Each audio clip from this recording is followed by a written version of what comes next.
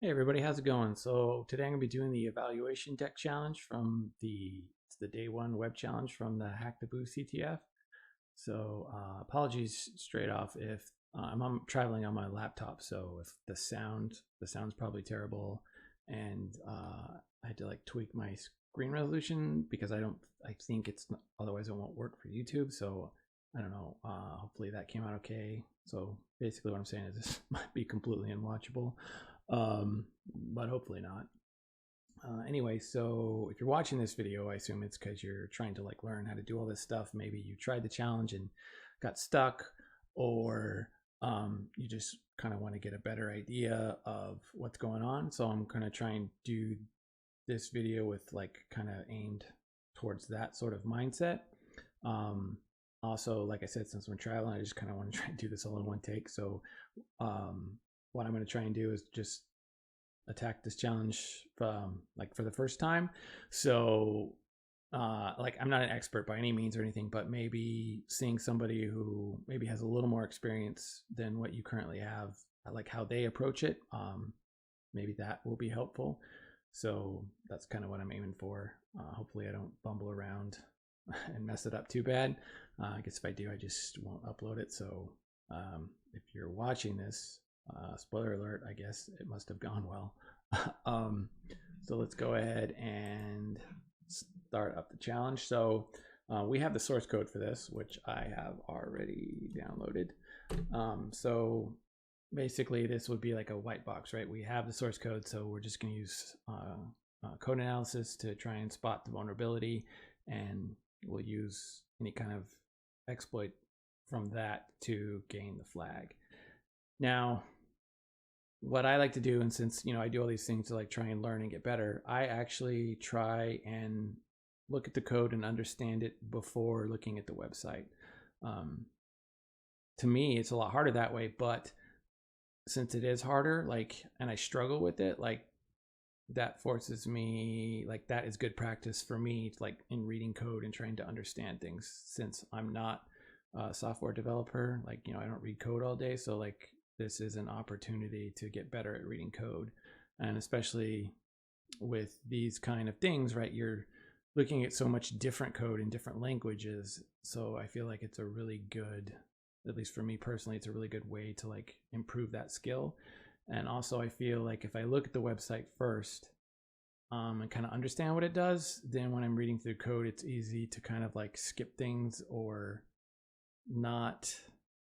I don't engage my brain as much because I can see like, oh, okay, this function does, that thing that, kind of maybe already know what it does based on what I saw on the website. So this is harder and it's more of a struggle, but the struggle is where the learning happens. So even though it's not comfortable, I try and struggle as much as possible when attempting to learn things. So anyway, that's what I'm going to do here. We're going to look at the code without looking at the website first. So what we have is a Docker setup, which is how they give us the code, which is helpful for a couple of reasons. One is we can actually run things locally. So if we want to, put in like debug statements and test different exploits and stuff, we can do that on our own locally controlled environment, as opposed to like just sending out the server. So like, if you're not familiar with Docker, I guess is what I'm saying, is like it's definitely something worth familiarizing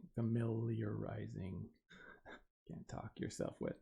So first thing I'm always going to do is look at the Docker file. So the Docker file is basically like the set of instructions that tells Docker how to build this thing we're building.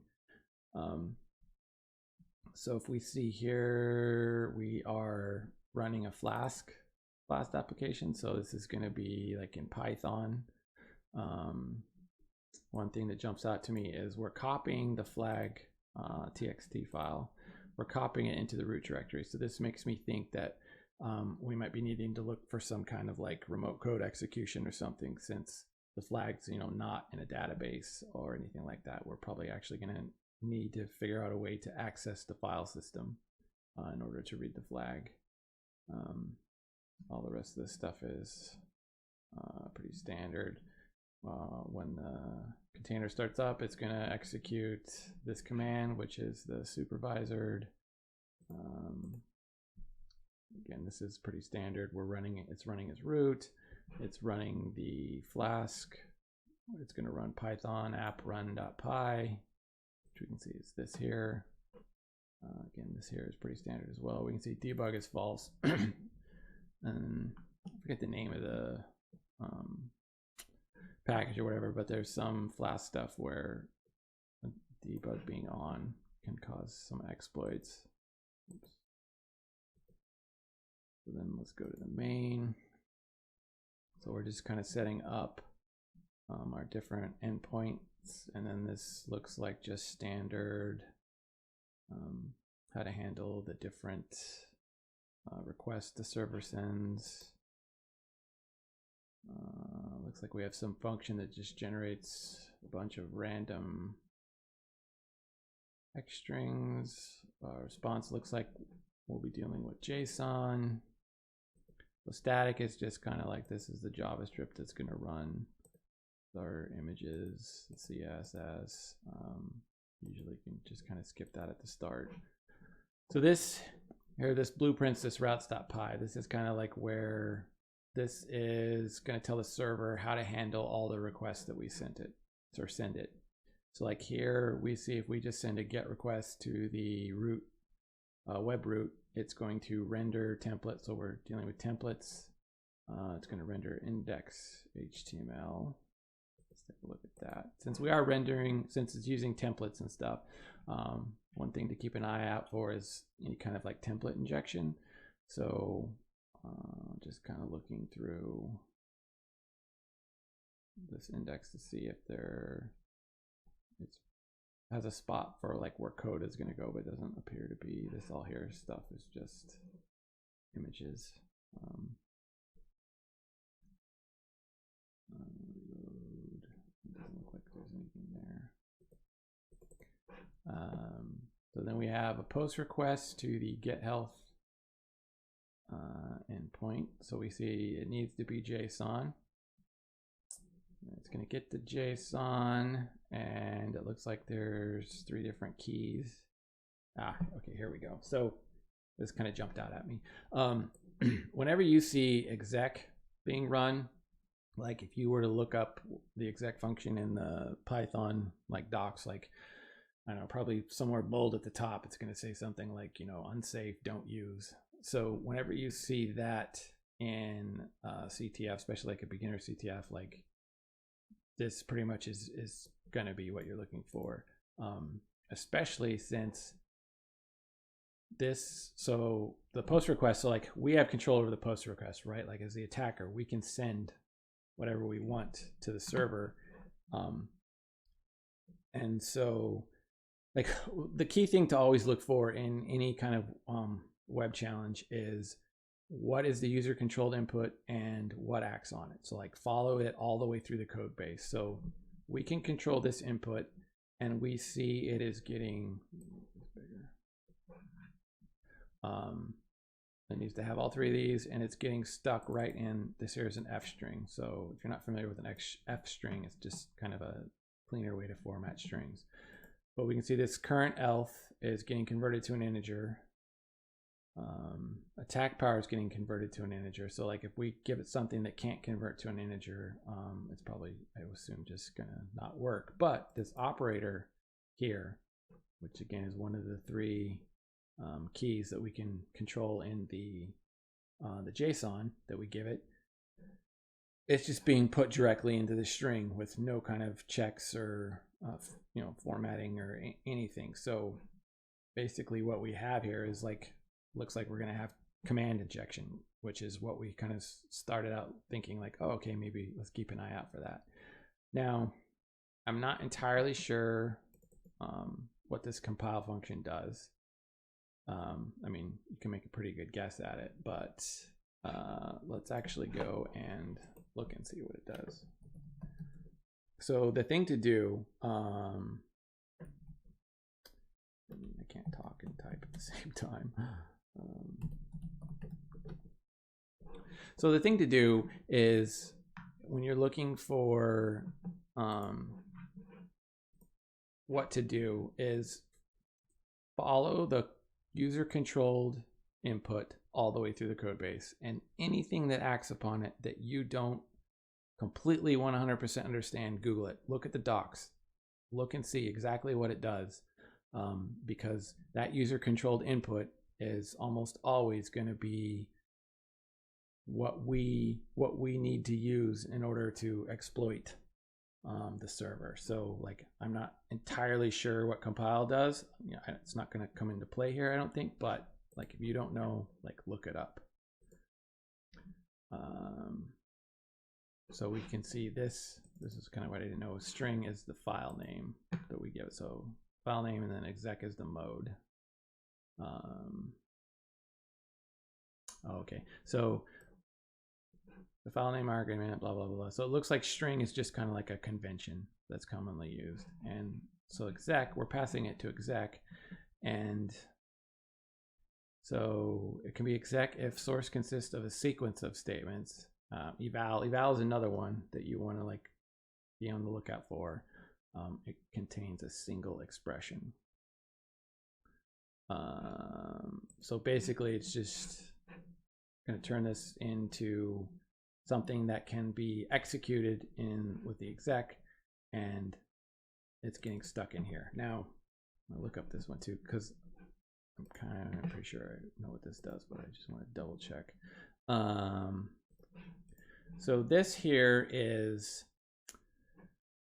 so result is an empty dictionary, and when we pass in result, it's going to use it as like the global like dictionary. So globals, it's like if you're aware of scope, you know, there's like local scope, there's the like, you know, like if you're in a function and you declare a variable, versus like global would be kind of exactly what the name implies, right? Like it's the stuff that's available globally.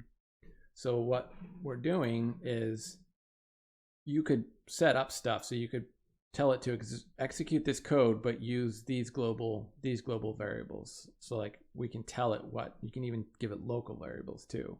But we're passing in, don't use anything for globals. So what I wanted to kind of look at, because I wasn't entirely sure about, is this right here.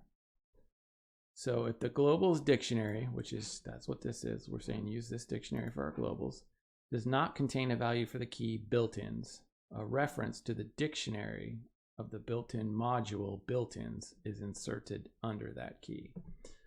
I think how to describe this. So like built-ins is, I guess it'd be like a module for Python. So like it's essentially, you can think of it as like a file that contains all of the functions and all of the code that like you can access like anywhere. Like, so if like globals is something globally, like built-ins would be, you know, sits even above that.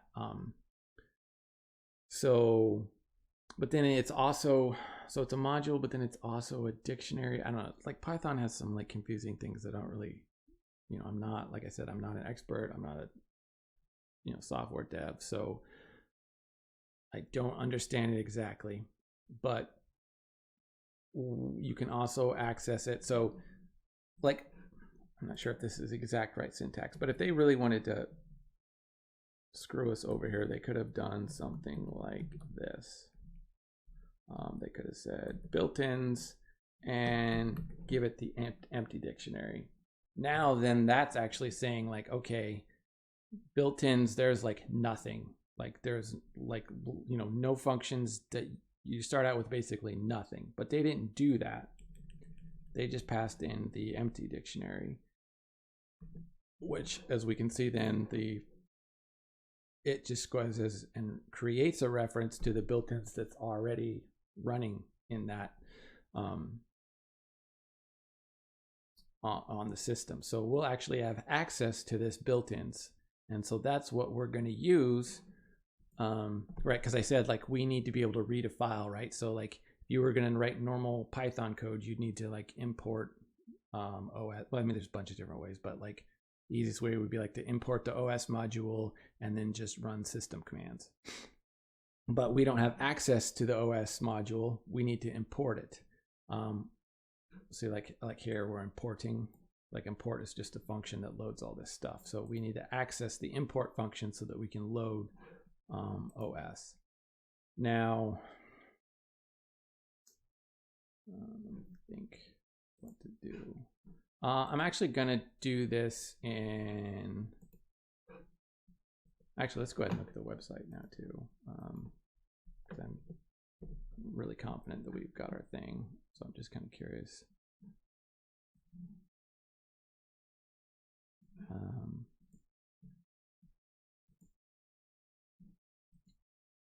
Not really sure what's going on.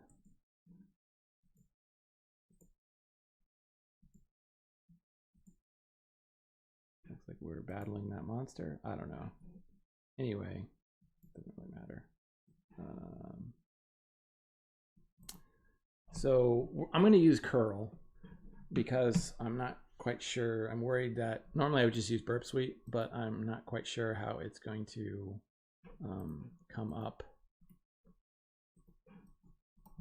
It might be unreadable, and I don't want to have to like try and figure out how to change the fonts because I can't remember. So what we're going to do is, so we know it has to be JSON. So in our curl request, we're going to set the header to tell it to use JSON.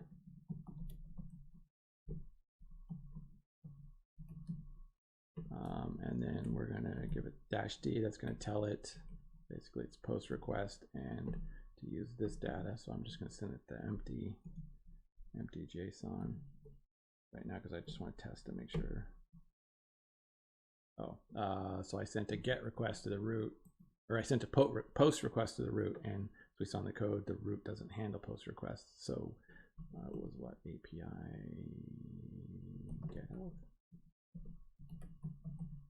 And this should tell me that we need all the functions, yeah, or fields.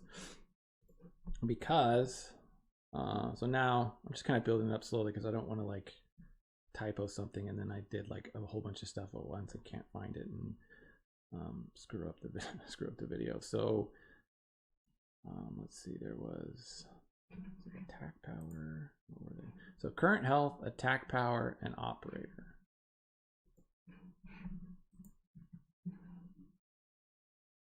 And so it is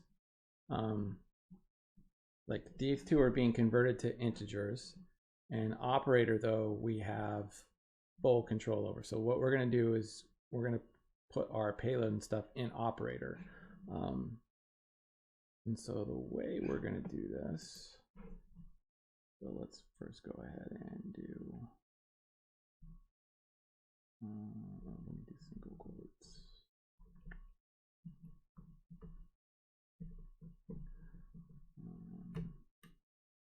So what was it? It was current health.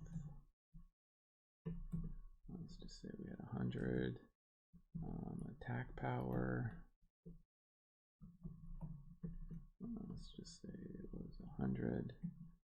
And operator, it was just a string. So let's just say, let's just do plus. Okay, screwed something up. Current health. Oh, I don't have a comma after this. Okay, yeah, so 100 plus 100 is 200. So now we're going to change operator to inject our code in. So what we're going to do, we could just say, so right now it's saying result, where was it? Result equals. So it's going to run all this, and I assume goes back what the output was of running. Here, let's just try some stuff. So let's say result equals, oops. So we know it's going to say result equals 100. Let's end that statement, and then let's just say, I don't know, print.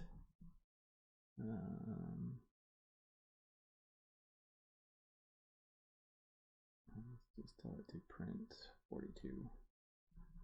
And then in that statement and say, so let's just say foo equals, and let's see what happens.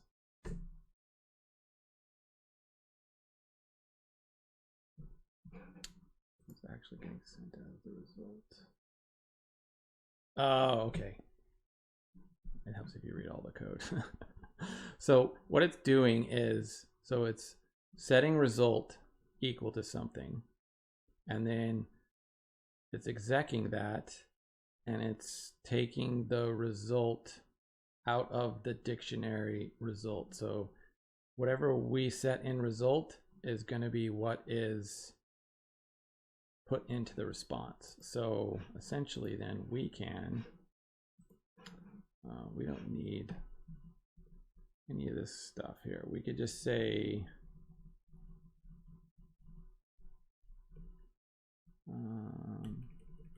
operator, let's just put result equals 100. We want to stop that. Oh no, actually, okay, so here's what we're gonna do. So whatever result is what's gonna get printed. So we need result to equal, and what we need result to equal is the output of that file read. Well, we know this string is gonna start out result equals 1, you know, whatever we put in current health, but it's gonna be an integer. So how do we go from something that's an integer to now getting it to do something completely else? Well, we can use if else. So like, I'm just gonna write an example. So like if our string was, say, result equals 100 if condition else stuff. What this is gonna say is like, all right, result equals 100 if this condition is true. If this condition is not true, then result is going to equal whatever we put here. So we want to go ahead and give it a condition that's false so that it doesn't use the 100, because we have to use some kind of number here, but we don't want to. So if we just directly said result equals 100 if false, right? False is never true. So then it's going to say, all right, let's do this. And so whatever we put in here is actually what's going to get stuck into result. So we can do, what I say? So if false, else, and then whatever we put here is going to get put into result. So let's try it. Let's test it out and say 42. So now what we should get back is 42, or bad request. Oh, because what did I do wrong? If false, else 42. I don't need to, no, it's bad request, not. What's wrong with my request?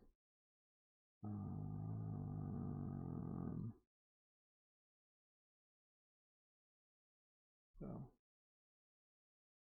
first off, I don't want that, but it's because I have double quotes. Okay, so type it right. So we got what we wanted, 42. So now let's just go ahead and now we can change it to start doing something. So like I said, we needed to use this built-in stuff, right? So let's go ahead and built-in should be a dictionary. So let's see what we have access to in this dictionary. So we know that it should have the built-in should be a global dictionary that we can access. There should be a reference to it. So let's go ahead and access, let's see what keys are in this dictionary. And I'm wrapping it in a string because I want it to be a string so that it shows me what all it is. So this is what we have. These are all the keys in that dictionary.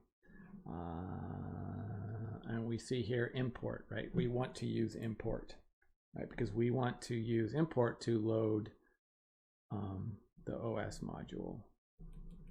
So now we know built-ins is there. I'm just going to get rid of string. We'll access it directly.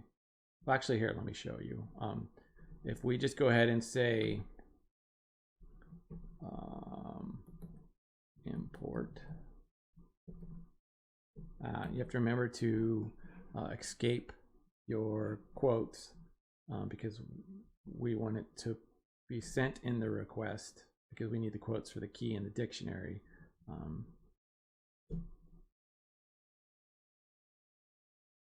I didn't close. This is why I don't like doing curl and why I build it up slowly, because I always screw up a bazillion things. So we can see the string representation of the import is letting us know it's the built-in function import. So just wanted to show that like we're actually accessing the import function. So when we call built-ins on import, what we're getting back is the actual import function. So we want to call that function, and we want to call it on OS because we want to import OS. And then what we want to do is run system commands. So let's run system. Let's just do like ID. So this should print out root 0. Oh, okay. So when you run, like, if you run a system command in like the shell or whatever, like the actual, what it actually returns isn't like, it prints, you know, it'll print it out, but it's not actually returning. What it's actually returning is 0. So we don't want to use system. Let's actually use process open. So what we can do with this is now tell it to read. So we can see now it returned the result of reading that file, or, you know, what was actually in that file. So we can see that. So now we have our code execution. So instead of opening up ID, or instead of running the ID command and telling it what it, you know, have it tell us what it says, we want to cat the flag, and the flag was in the root directory under flag.txt. So this should return to us the contents of flag. There we go. HTTP code injection are great. So hopefully that made sense. If you have any questions, please let me know. Again, apologies if this is unwatchable. But yeah, I'm going to try and also, hopefully there should already be a bunch of other, I'm going to try and do all of these. So hopefully all that stuff is there too. So anyway, if you got anything out of this, like, you know, you want to hit the like button or subscribe, like, that'd be greatly appreciated. If you listened all the way through, like, yeah, thank you. Hope it was good.